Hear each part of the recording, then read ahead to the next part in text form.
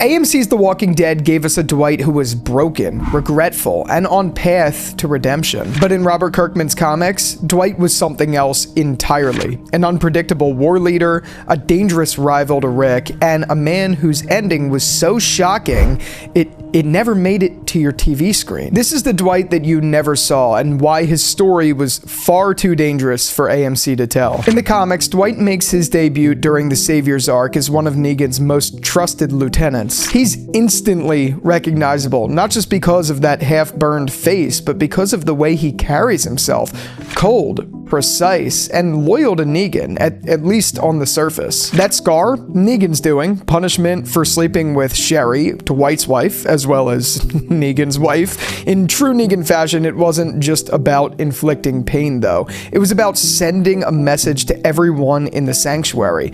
At first, Dwight is every bit the intimidating enforcer Negan needs him to be.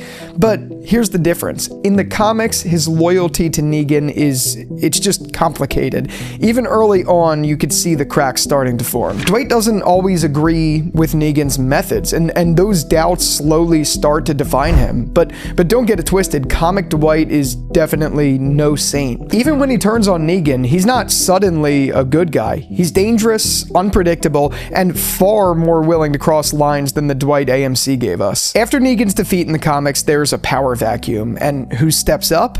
Dwight. Rick, though weary, allows Dwight to take over as leaders of the Saviors, and this isn't some background promotion of all-out war. Dwight commands troops, strategizes battle plans, and helps lead the combined forces in the aftermath. He's decisive, tactical, and not afraid to make harsh calls if it means survival. But his leadership is messy. He's abrasive, quick to challenge Rick, and you can feel the tension in every interaction between them. Dwight in the comics is a man you need in battle, but you don't fully trust when the war is over. But now, compare that to the show. This is where things completely split. On TV, Dwight never became that war commander. In fact, before the war is ever truly over, Daryl exiles him, giving him a truck, a gun, and a warning to never come back. And just like that, his storyline in the main series ends. Instead of taking over the Saviors or becoming a dangerous, reluctant ally to Rick, AMC sends Dwight off to Fear the Walking Dead, where his arc shifts entirely toward a personal quest to find Sherry. It's a softer, more introspective journey, one that erases the ruthlessness, battle-scarred leader he becomes in the comics. And I'm not here to say that it's necessarily a bad thing. I don't think there's one that's better than the other. They're just two different characters, you know what I mean? Anyway, that single choice, Daryl exiling Dwight, didn't just change his fate. It removed one of the most compelling post-Negan power struggles the comics ever gave us. In the comics, Dwight and Rick's relationship after Negan's fall is anything but straightforward. Yes, there's tension. Rick doesn't fully trust Dwight, and Dwight isn't afraid to push back against Rick's decisions. Like, he questions orders, argues over tactics, and makes it clear that he'll do what he thinks is right, even if it means going against Rick. But here's the thing, it wasn't all hostility. There were moments where they worked together seamlessly, fighting side by side and relying on each other when things got bad. Dwight respected Rick's vision for a more united future, and Rick respected Dwight's ability to lead and get results when the stakes were high. This push and pull, a mixture of mutual respect and deep distrust, made their alliance one of the most unpredictable dynamics in post-Negan world. At any moment, they could either back each other up or be at each other's throats. On TV, we never got that nuance. Rick was gone before Dwight even returned in Fear the Walking Dead, and by then, both characters were completely out of the main series.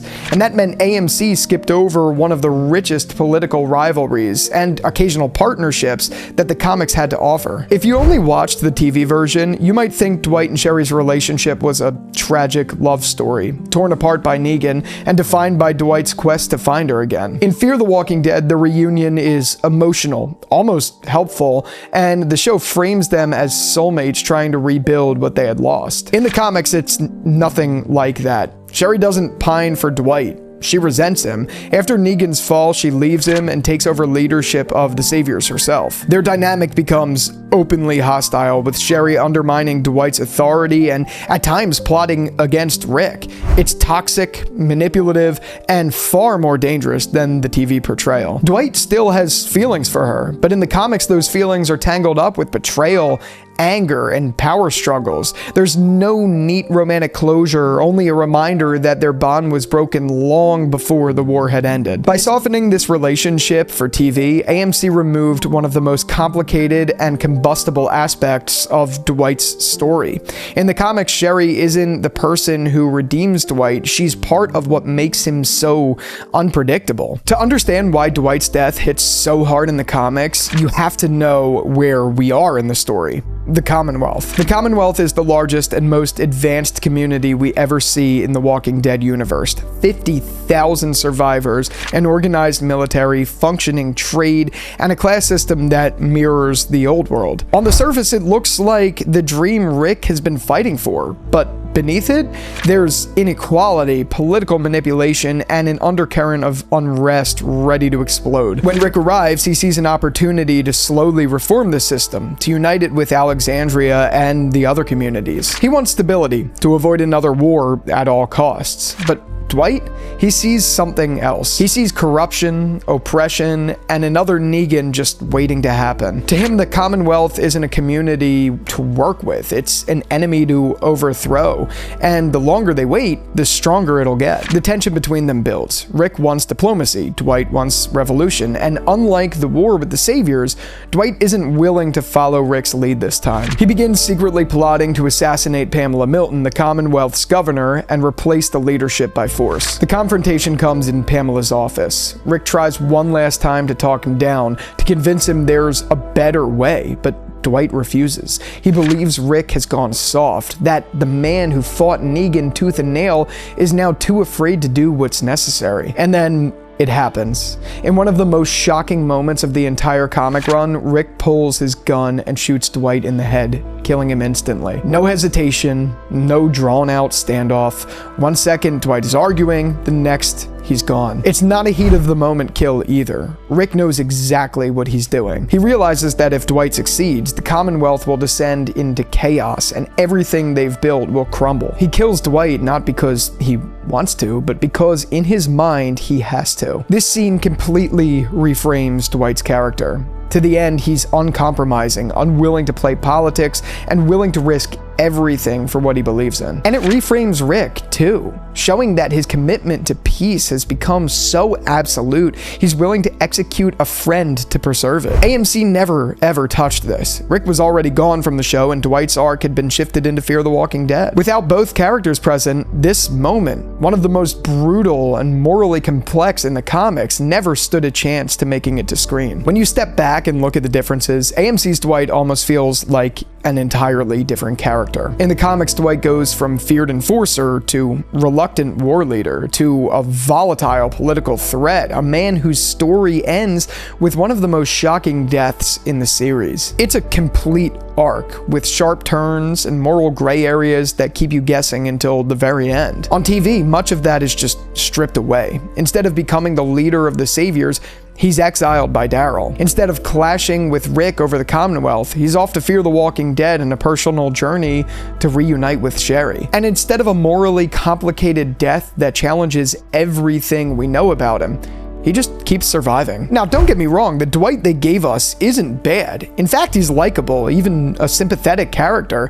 But just by softening his edges and removing his most dangerous moments, they removed parts of Dwight's story that made him just truly unpredictable. And without Rick and Dwight sharing the same stage in the post-Negan world, one of the most intense and politically charged arcs in the comics never even had a chance. When you put the two versions side by side, the gap is just obvious. Comic Dwight is volatile, a man caught between loyalty and rebellion, redemption and vengeance. He's dangerous, unpredictable, and capable of leading armies one moment, then challenging the very people he fights alongside the next. His story ends in a sudden, shocking way that forces the reader to question where the line between justice and betrayal really lies. AMC's Dwight, he's driven by love, haunted by guilt, and is far more cautious. His journey is about personal redemption, not political power plays. And while that definitely makes him relatable, it just strips away the dangerous edge that made his comic counterpart unforgettable. In the end, AMC didn't give us a bad Dwight, they just gave us a different Dwight. But by softening him, removing his leadership, and skipping his Commonwealth fate, they erased one of the most morally complex arcs in The Walking Dead. I'll always wonder what the show could have been if we'd seen Dwight rise as a war leader, clash with Rick over the Commonwealth, and end with one of the most shocking deaths in the franchise. But what about you? Which Dwight do you prefer, AMC's redemption arc or the comic's volatile wild card? Definitely let me know down in the comments. And if you enjoyed this video, I do have one all about the Negan that we never saw in The Walking Dead, and trust me, you don't want to miss that one, so I'm going to link it up here. Also, be sure to follow me on X and Instagram. On X, it's Jerry's_takes. On Instagram, it's Jerry's.takes. Don't ask me why there's a difference. And with all that out of the way, thank you again so much for watching this video, and until the next one, I'll talk to you later. Peace out.